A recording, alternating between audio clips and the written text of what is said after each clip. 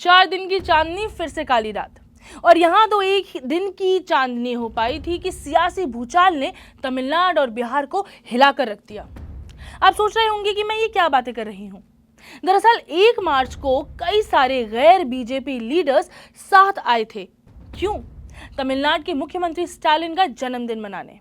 तभी अगले ही दिन बिहार में स्टालिन की तमिलनाडु के बारे में फेक न्यूज फैलने लगी और तमिलनाडु में बवाल मच गया।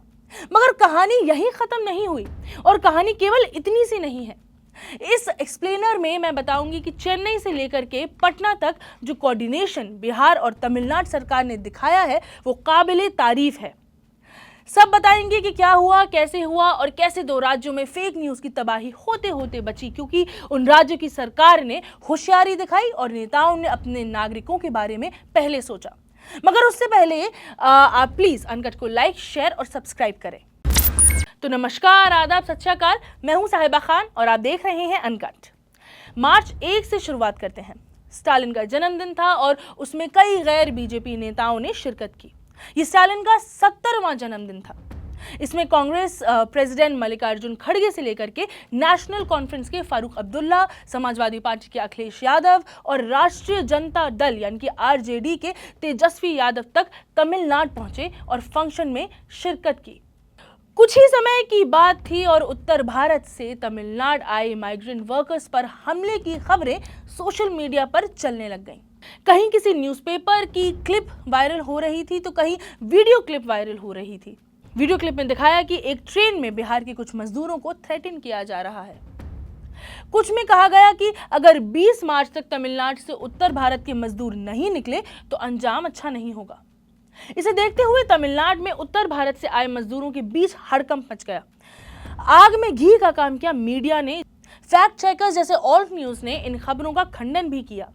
बिहार मुख्यमंत्री नीतीश कुमार ने स्टेट चीफ सेक्रेटरी और डीजीपी से तमिलनाडु सरकार में कॉल मिलाने को कहा कि बिहार के मजदूरों को हिफाजत में रखें।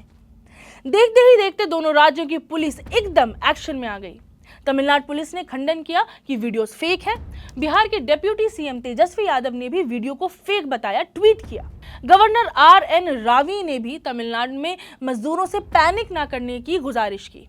तमिलनाडु और बिहार पुलिस ने फटाफट उन सभी लोगों के खिलाफ वारंट निकाले जिन्होंने इस मामले पर ट्वीट किए थे और कहा था कि ये सब तमिलनाडु में हो रहा है। तमिलनाडु की बीजेपी चीफ अन्नामलाई को भी लपेटे में लिया गया। जहां तमिलनाडु पुलिस वारंट पर वारंट निकाल रही थी, वहीं प्रशासन मजदूरों को तसल्ली देने में फील्ड पर उतरा। बाकायदा एक हेल्पलाइन बनाई गई मजदूरों के लिए। पटना से चेन्नई एक 4 मेंबर का डेलीगेशन आया। एक टीम आई जिसमें तमिल बोलने, लिखने, पढ़ने वाला एक इंसान भी शामिल था ताकि कम्युनिकेशन गैप ना रहे। स्टालिन ने बिहार मुख्यमंत्री को आश्वासन दिया कि मजदूरों को कोई नुकसान नहीं पहुंचेगा। 7 मार्च को खुद स्टालिन तिरुनेलवेली जिले के कवल किनारू में एक ग्लव मैन्युफैक्चरिंग फैक्ट्री में पहुंचे और वहां पर मजदूरों को आश्वासन दिया कि वो सेफ हैं। आपको बताती चलूं कि प्रवासी मजदूर भारत की अर्थव्यवस्था का एक बहुत जरूरी हिस्सा है, इंटीग्रल पार्ट है।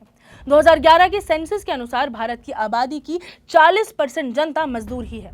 2016 के एक सरकारी सर्वे के अनुसार तमिलनाडु में करीब 10,60,000 प्रवासी मजदूर हैं और ये सब यहाँ अपने अपने घरों से, कस्बों से और गाँव से आते हैं बेहतर भविष्य के लिए, तरक्की के लिए। उन्हें दक्षिण भारत में काम करना बेहतर लगता है बजाय अपने घरों में काम करने के। मार्च 2022 में थंजावुर में एक छात्रा ने खुद की जान ले ली थी। खबर यह फैली कि स्कूल ने उसे जबरन कन्वर्ट करने की कोशिश की। जब पूरी वीडियो की तफ्तीश की गई तो मालूम हुआ कि वो सिर्फ एक एडिटेड पार्ट था और पूरा वीडियो तो कुछ और ही था, मसला कुछ और ही था। और उस लड़की के साथ धर्मांतरण की कोई भी जबरदस्ती नहीं की गई। वैसे ही जब डीएमके नेता टी.आर. बालू ने कहा था कि हाईवे बनाने के लिए सभी पूजा पाठ वाली जगहें हटाई जाएंगी, तब भी उनकी बात को गलत तरीके से पेश किया गया। बात थी मंदिर, मस्जिद, गिरजाघर यानी कि चर्च हटाने की, मगर सोशल मीडिया पर बोला गया कि सिर्फ और सिर्फ मंदिर हटाए जा रहे हैं। एक किस्सा आर्मी के एक सोल्जर की लड़ाई का भी ऐसी ही कुछ हुआ था। डीएमके नेताओं की राज्य में बीजेपी नेताओं से भी यही शिकायत है कि वो हिंदी लोगों पर थोपने की कोशिश कर रहे हैं। तमिलनाडु पुलिस ने एक ट्वीट में यह भी लिखा कि ये वीडियो पूरी स्क्रिप्टेड है जिसकी बात हो रही है। पहले वेरीफाई आप करें, फिर ट्वीट करें। और जिन्होंने वो ट्वीट किया था उनके लिए कहा गया कि आपके अगेंस्ट बहुत ही कड़ा एक्शन लिया जाएगा। when that is a fact, facts are twisted to make it appear as if the migrant workers of Bihar are attacked in Tamil Nadu. Here, people are living very peacefully. Law and order is maintained very well and strictly in the state of Tamil Nadu. All the people are living in harmony. फिलहाल Tamil Nadu police 5 चीजें कर रही है। पहला, अफवाहों और miss information पर Tamil Nadu police कानून प्रवर्तन एजेंसियों और बाकी राज्यों के साथ कोऑर्डिनेट करने के लिए 5 सीनियर अधिकारियों का नाम देगी। दूसरा, हर कंपनी में एक वर्कर को लाइजन के तौर पर नियुक्त किया जाएगा जो मजदूरों, पुलिस और प्रशासन के बीच कम्युनिकेशन ब्रिज का काम करेगा। तीसरा, यही इंसान पुलिस के ऑफिशियल व्हाट्सएप ग्रुप पर भी रहेगा ताकि कोऑर्डिनेशन बरकरार रहे और गलत खबर कहीं से कहीं ना फैले। चौथा, पुलिस कंप्लेंट लेते ही साथ एक्शन में आ जाएगी। पांचवा और आखिरी, जो लोग बगैर जांच पड़ताल के यूं ही कुछ भी शेयर कर देते हैं सोशल मीडिया पर, उनके खिलाफ एक्शन लिया जाएगा, चाहे वो कोई भी हो।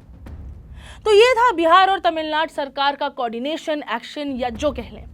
बाकी सरकार को इससे सीख लेनी चाहिए कि आपस में तालमेल से कैसे बड़ी बड़ी दिक्कतें भी हल हो जाती हैं। इस फेक न्यूज से दोनों ही राज्यों के मजदूरों को नुकसान तो होता ही साथ सरकारों की बदनामी होती सो अलग। और 2024 भी काफी करीब है। कैसे टेक्नोलॉजी, स्मार्टनेस और फास्ट एक्शन से एक राज्य में मुश्किलें हल की जा सकती हैं, ये इस वाकयात ने साबित कर दिया। स्टालिन ने जो तत्परता दिखाई वो भी काबिले तारीफ है।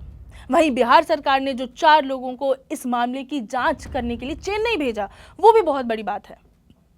तो चलिए, आज के लिए बस इतना ही। उम्मीद है आपको ये वीडियो पसंद आया होगा। उम्मीद है आपको पूरा जो मांझ है मसला है वो समझ आया होगा। फिलहाल मुझे दें इजाजत। देखते रहें अनकट। मैं हूं साहिबा खान। नमस्कार।